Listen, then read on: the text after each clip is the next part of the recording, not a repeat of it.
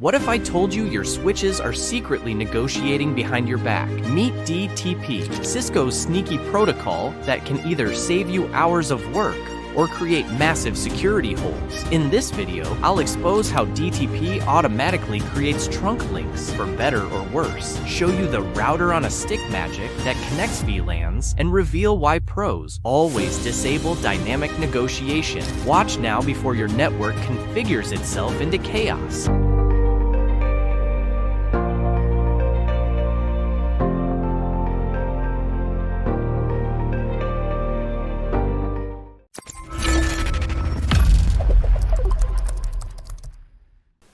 We now know the two different modes, trunk and access mode.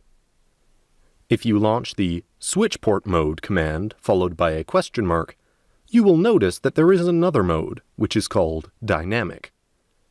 And to go further than dynamic, we see that we have the choice between auto or desirable. The configuration of a trunk can become very tiring if one has several interswitch links in its enterprise.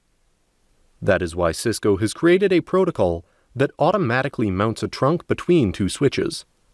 This is the DTP protocol. As this is a Cisco proprietary protocol, it means it only works between Cisco switches. The principle is quite simple. When a port goes up, DTP ads are sent. If the port is connected to another switch, then the switch will receive the DTP ad and respond to it. The trunk will be activated on both sides. And if the port is connected to a PC, well, as the PC does not understand the protocol, it will not respond. The trunk will therefore not be activated, and the port will remain in access mode. A physical port of a switch may have several states or modes regarding DTP. These states are especially important to know because, unfortunately, according to the model of the switch, the default state is not the same. In desirable dynamic mode, the switch announces its desire to go into trunk. It is said that it is ready to negotiate. In dynamic auto mode, the switch awaits a solicitation from the neighbor at the other end. That is, it does not send queries, but responds to those on the other side. In trunk mode, the switch automatically mounts into trunk and informs the neighbor opposite. In the non-negotiate mode, it also climbs into trunk but does not inform its neighbor. And the access mode deactivates the trunk and warns the neighbor. Depending on the mode chosen, i.e. the port wants to go up in trunk, or the port is necessary to climb in trunk, or it forbids climbing trunk. It is therefore possible to find different combinations between two switches. Here is a table which shows in which mode the port rises, depending on the configuration of the two ends.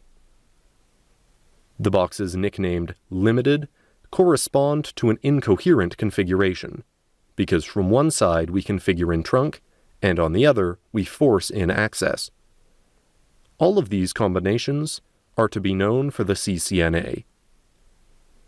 For security reasons, it is best to set up even the switch ports and not use dynamic mode, because otherwise anyone can come and connect with a laptop and launch the GNS3 simulator to form a trunk, and thus have access to all VLANs. Therefore, if you want a port to be used only in access mode, it is better to make it a switch port mode access, followed by a switch port non-negotiate. And if you want a port to go up in trunk, it will be a switch port mode trunk, followed by a switch port non-negotiate. For security reasons, it is advisable to disable trading on switches, and to configure either port mode. One last thing to see on the security side concerns the native VLAN. It is also advisable to change it. For example, if you want the native VLAN of switches A and B to be VLAN 50 instead of the default 1, you will have to run the switch port trunk native VLAN 50 command on the interfaces of the trunk link. For two PCs, that belong to different VLANs to communicate with each other, a router will have to be added to the topology. In the example, we have PC A and B that are in different VLANs, and each of the VLAN belong to a different subnet. If the PC A, which is in the VLAN 10, wants to communicate with the PCB of the VLAN 20, then it will have to route both networks. That is, traffic will go from PC A to router and router to PCB. This procedure is called router on a stick. Today they sell 3-layer switches. That is, in addition to switching packages, they can also route them. In this way, it is possible to do without a router.